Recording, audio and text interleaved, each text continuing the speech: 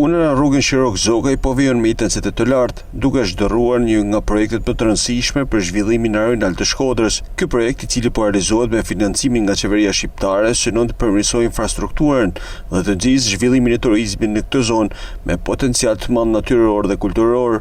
Aktualisht në këtë segment me gjatësi 6.5 km, po bëhet zgjerimi i rrugës në 4.5 metër. Gjithashtu po vendosen edhe tombinë për shkarkimin e ujrave të rreshjeve. Për banorët, ky investim që po realizohet është mjaft i rëndësishëm. Punë e mirë, punë kolosale dhe bon. Turizmi është edhe infrastruktura duhet për turizëm. Po s'ke as kur gjë s'na ka bërë dëm. Përveç mirë s'ka as kur gjë të keqe. Derisa një punë bëhet për komunitetin, çdo gjë është e mirë. Kanë shumë e ngushtë.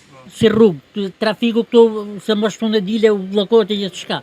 Kjo rrugë ka kanë nevojshme më bon, aq më tepër, ndoshta diçka merr zhvillim edhe me lidhjen me krajen me. Investimi i cili pritet të përfundojë në fund të këtij viti është pjesë e projektit për rikualifikimin e leçenit të Shkodrës, ndërsa do të bëhet mundur edhe lidhjen me krajen përmes pikës doganore të Skies.